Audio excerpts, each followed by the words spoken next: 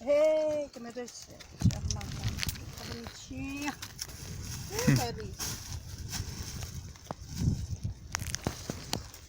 Isso é só uma Queria que o menino já chegasse em nome de Jesus. E aí, manhã? Boa? Olha aqui tirar uns ubuzinhos, que aqui é fartura. Ô, Jesus. Pode ser que dê certo essa tirada de um buim pra senhora. Subir mais alto. Suba aí, mais alto, vá. Mais alto. É, quanto mais alto, mais o pipoca é maior. Suba aí, suba mais alto aí, Chita, que Tazan tá filmando. Ô, meu Deus. Deixa eu levantar as roupas. Levanta essa molesta aí, ó. Pronto. Agora fazer como que Geraldo.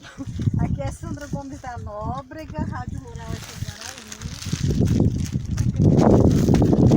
Invocado dele atendendo o telefonema, que é Gerardo Natanaé. Ali é verdade.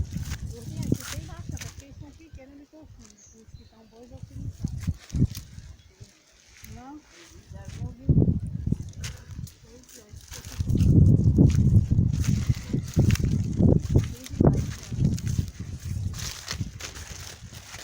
E aí, Carol, uma racena para vamos dar uma olhada desse povo. Tô aqui nos bastidores.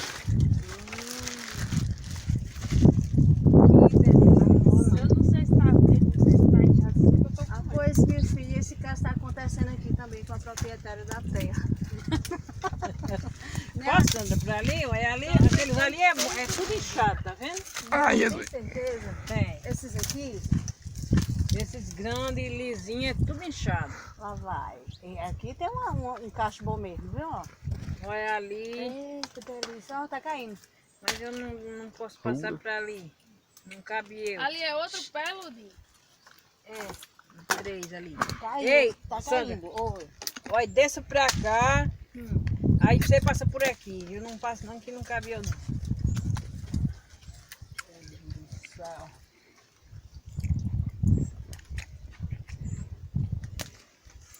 Descendo Assim, ali, aí vai pra ali. Ali, aqueles ali, tudo é inchado. no tobogã.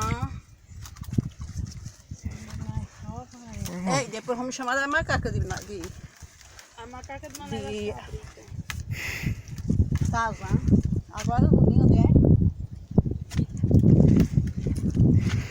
Ali, mulher. Olha, Ali. quando nós chega perto ele se Esses ali, encanta. tudo é inchado. Esse daqui?